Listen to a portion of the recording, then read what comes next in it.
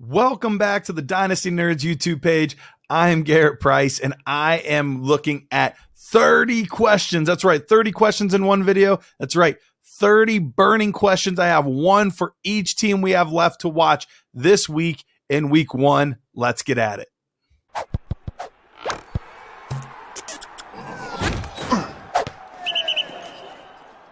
Garret Price here, and I'm about to go through each and every single team because I have questions that I need answered in week one. Now, I don't necessarily expect all of them to be answered or them to necessarily be answered in the fullest, but we get good ideas. We get good concepts from usage and play calling and different things like that to help us know what direction are things really headed this year.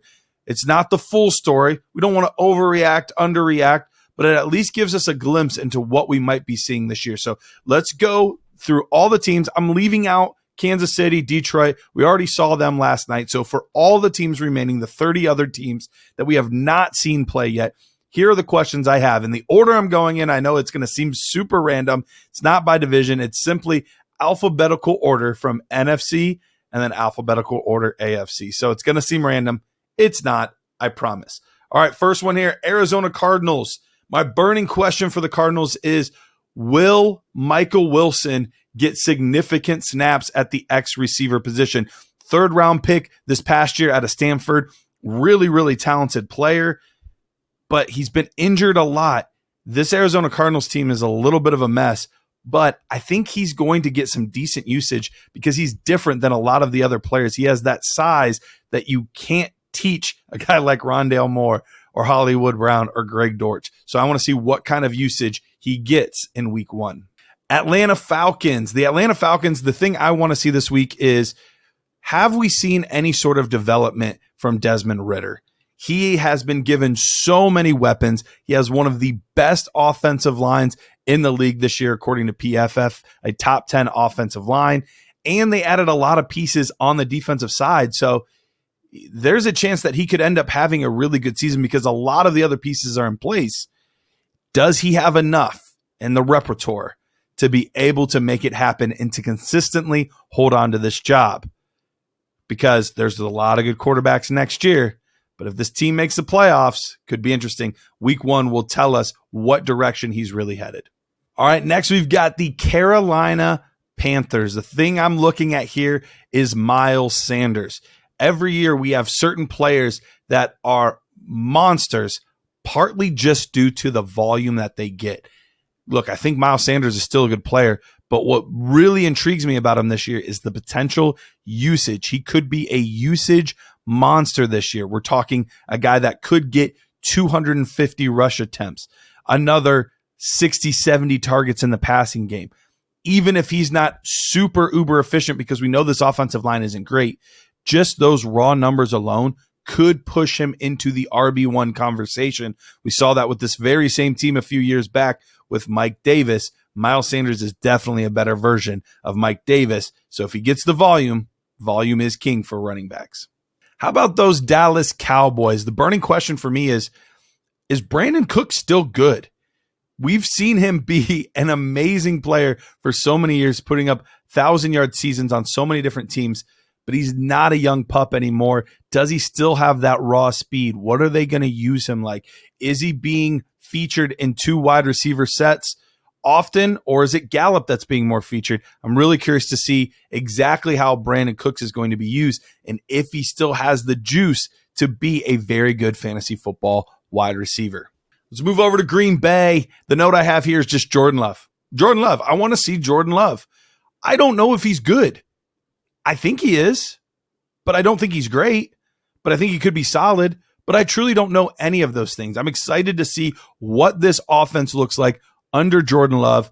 Obviously, we're going to need a lot of games to really determine if he is that guy or not, but week one should at least give us a glimpse into what we should expect out of a guy like Jordan Love. The LA Rams are the next one we're going to talk about here, and the Rams, the burning question for me is there any sort of receiving threat on this team other than Tyler Higbee? Because we know that Cooper Kupp's missing some time. We know he's not going to be here this week. They haven't ruled out IR. Tyler Higbee's going to be there, and he's been really solid for them for a while, and I think he's going to have a good year, but is there anything else there? They've used high draft capital on guys like Tutu Atwell, Van Jefferson. There's a lot of hype around Puka Nacua right now. Is there anybody on this team that is going to be featured in the passing game other than Tyler Higbee, or is it going to be a lot like what we saw last night with the Kansas City Chiefs without their main guy? It's just spread around a lot, and none of them are super exciting at the moment. So we'll have to wait and see, but that's what I'm wondering about the LA Rams. Minnesota Vikings. I'm excited to watch this team play. I'm a big fan of both of their running backs, Alexander Mattison and Ty Chandler. But the thing I want to know is, are we going to still be using Alexander Mattison similar to how Dalvin Cook was used, where he is the main featured guy? Dalvin Cook had the 6th most rushing attempts in the NFL last year. Are they going to use Alexander Mattison that same way? Or is it a little bit more of a committee approach? Do we see Ty Chandler in there quite a bit more being used instead of it just being all Alexander Mattison all the time? I'm fine with either one. I just need to know which direction they're going. All right, the New Orleans Saints. With the Saints, Michael Thomas, man, he was such a good receiver. He was putting up ridiculous fantasy football numbers. Call him slant boy, call him whatever you want, but he was so good for fantasy football, the number 1 overall receiver a few years back. The question is he finally healthy? We know that he got all the stuff removed from his foot. He's saying all the right things, but we have yet to see him play a full season in a very, very long time. So I'm really interested to see, is Michael Thomas back, and can we use him consistently in our fantasy football lineups? With the New York Giants, I'm excited to see Darren Waller. Darren Waller, is he going to be a target hog for this team? Because we know that this team doesn't really have a lot of other great options at the tight end position, at the wide receiver position. They're probably their second best receiver right now is their running back, Saquon Barkley. So how many targets is Darren Waller going to get? And is he going to get the type of usage that's going to rival what we expect from guys like Andrews and Kelsey and players of that ilk? Is Darren Waller going to be a target hog? And what does he do with those targets? I know he's been banged up a lot in the past years. Can he stay healthy? Can he catch a lot of passes? Can he be a top tier elite tight end 1 for your fantasy football teams? San Francisco 49ers. Lots to talk about with the 49ers, but the biggest thing here is the quarterback position, Brock Purdy. It was a big vote of confidence sending Trey Lance to the Dallas Cowboys. So it's not really a question as to if he's the starter anymore. The question is he a game manager or is he a game changer? Is he somebody that can put up big yardage for your fantasy football teams? Can he do it consistently, not turning the ball over and still make the big plays with Deebo Samuel, Brandon Ayuk, George Kittle? Because this impacts them a lot. Yes, you want to know for Brock Purdy's sake how much he can do, but you also want to know how much is he going to help all of those weapons? Can he keep all of those guys involved, happy, while Christian McCaffrey is still taking a big workload? We're going to have to wait and see. But hopefully week 1, we'll get a glimpse into what this offense really will look like in 2023. Let's go to the Pacific Northwest, the Seattle Seahawks. I'm excited to see the workload between Kenneth Walker, Zach Charbonnet. Now, after writing this, we're hearing a little bit about Kenneth Walker, maybe a little bit of a groin issue. So we might not really get a good feel in week 1, but that's what I was hoping for. I wanted to see who's getting the passing work, who's getting the goal line work, who's getting the bulk of the carries. I wanted to see all of these things. We might not get the best glimpse this week, but that's something I am looking forward to seeing. So if we're not going to get to see that, I am interested in watching Tyler Lockett. How much is left in the tank for Tyler Lockett? Is he still a guy that can hold back Jackson Smith and Jigba for this year, or is it just a matter of time before Jackson Smith and Jigba takes his spot? All right, from the Pacific Northwest all the way down to Florida, we've got the Tampa Bay Buccaneers. And the thing that I'm really curious about with the Buccaneers is Sean Tucker a thing? I went from really liking Sean Tucker to being out on Sean Tucker to now being like drawn back in a little bit on Sean Tucker. He's a really interesting player, a great kid, a hard worker. but does he really have the strength, the ability to be a real fantasy factor? I wanted to say no, but now I'm kind of intrigued again. So let's see what happens with him in week 1 and how much work he gets in this Buccaneers offense. The Washington football team, a.k.a. the Redskins, a.k.a. the Commanders, a.k.a. whatever their new team name might end up being with their new ownership group. But with the Washington Commanders, can Sam Howell support 2 top-end wide receivers? That's going to be huge for this season because Terry McLaurin, we already know, is good. We saw amazing, amazing glimpses from Jahan Dotson last year, just making play after play after play. Can he support both of those guys and put them both in position to be legitimate wide receiver 2s for your fantasy football team? Or is he just not got enough to really support that kind of offense? In Baltimore, the Baltimore Ravens, I want to see this Todd Monken offense. We've heard so much about it this offseason, and obviously it's going to be drastically different than what we saw before, or at least we believe it's going to be drastically different. How does this affect J.K. Dobbins? How does this affect Lamar? How does this affect Mark Andrews, Zay Flowers, Odell, Rashad Bateman? Like, there's a lot of pieces in this offense that are really interesting, and I want to see how all of these different pieces are incorporated, how they're going to be used, how much are they throwing the ball, how much are they going to run the ball. This is one of the most intriguing questions of all of them that I want answered in week 1. Let's head over to the Buffalo Bills. My big question for the Bills in week 1 is Dalton Kincaid, the number 1 pick for these Buffalo Bills this past season. How much work is he going to get? Is he going to be utilized out of the slot right away? Are there going to be 2 tight end sets? How much is he going to be on the field versus how much Dawson Knox is on the field? Because we know that Kincaid's the long-term answer. I want to know, how quickly can we count on him? Sam Laporta looked really good last night as a rookie tight end. Should we expect the same out of Dalton Kincaid?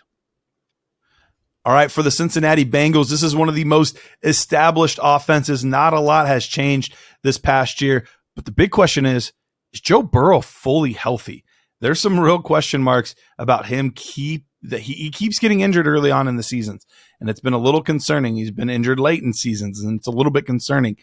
Is he fully ready to go? Is he fully healthy, or do we have to be concerned about re-injury? I want to see what he looks like, how mobile he is. That's going to be a big question for me because if he isn't able to go, that hurts so many fantasy options in this offense.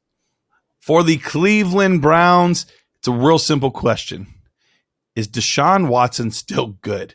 Real simple question, real difficult to answer. The Browns spent so much draft capital and so much money to acquire a guy like Deshaun Watson. But with all the off-the-field stuff, all the missed time, the new offense, it's a lot of change for a guy like Deshaun Watson. What we saw last year in spurts in the preseason didn't look overly encouraging, but now in real action, is he going to start to look like the guy that he did a few years back for the Houston Texans? All right, Denver Broncos. I want to see my boy Javonte Williams. I want to know, what does that workload really look like? How quickly are they willing to give him that lead back role? Because all offseason, all we heard about was Samaje Perine. Well, Javonte didn't go on the pup. He's ready to go week 1. But do they fully trust him to get a 15 to 18 carry workload right off the bat? I hope so, but I got to wait and see before I know so. All right, the Houston Texans are the next up. And my burning question for the Houston Texans is Dameon Pierce. What is Dameon Pierce going to be this year? We know he had a very promising rookie campaign last year, but it's a new coaching staff. You never know exactly how he's going to be used, but in preseason, he was used quite a bit. I don't think they're going to be using Devin Singletary maybe as much as we might have initially assumed when he was signed as a free agent. So is Dameon Pierce going to be one of those workhorse running backs? If so, his value goes up exponentially. All right, for the Indianapolis Colts, is Anthony Richardson Superman? That's what I want to know. Can we see a Justin Fields-like performance this year where, despite not having a lot around him, can he still put up ridiculous numbers? Will we see what we saw out of Cam Newton as a rookie? Are those the type of things that we're going to see from Anthony Richardson? Or is it just going to be a little concerning seeing a rookie not able to quite do it without all the extra help? Let's head over to Jacksonville. What I'm really curious about with Jacksonville is Calvin Ridley. Calvin Ridley spent a lot of time away, but all reports are that he looks really good. He looks like he's in great shape. He looks like he's knocked off all that rust. Can he be a potential fantasy football wide receiver one now back with Trevor Lawrence? We're going to have to wait and see, but he could have a huge season if everything comes together.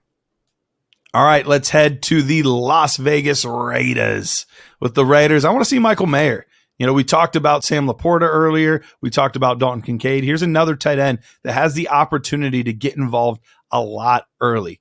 But traditionally, we don't see rookie tight ends get involved real early, real quick. But Michael Mayer has the opportunity to potentially do that. He's a really talented tight end. Will they use him right off the bat, or are they going to slowly work him into the offense? The Los Angeles Chargers are the next team I have a burning hot question for, and that question's about their first-round rookie pick, Quentin Johnston. That's right, first-round pick, a lot of hype, a lot of excitement around him, but reports are he might be the fourth wide receiver on the depth chart. Now, we've heard these types of things before where superstar players that end up being amazing are back in the depth chart, so I don't want to read too much into it, but I want to see how much he is used. Is he a guy that's featured often, or is he just a package guy at the moment? Because rookie year, it's early on receivers, but we get a good taste for who they could potentially be right off the bat. All right, just a few teams left at this point, but let's go to the Miami Dolphins. Miami, I want to know what's going on in that running back room, specifically Mostert and Devon Achane. What's this workload going to be like? How much are we going to see the rookie play? Is Mostert going to be doing most of the heavy lifting? They don't have the thumper in Jeff Wilson right now. He headed to IR, so it's really going to be just these two guys. What's the workload split like? How much are they featuring each of these guys? And in what type of roles does each player play? Is Achane strictly a third down passing back, that type of thing? Or do they want to use him between the tackles as well? We'll have to wait and see week one. All right, the New England Patriots are up next. And with New England, I want to know about Zeke. Is Zeke actually a thing? Is he just a depth piece for this team? Or is he actually going to get significant carries? The truth could be somewhere in the middle.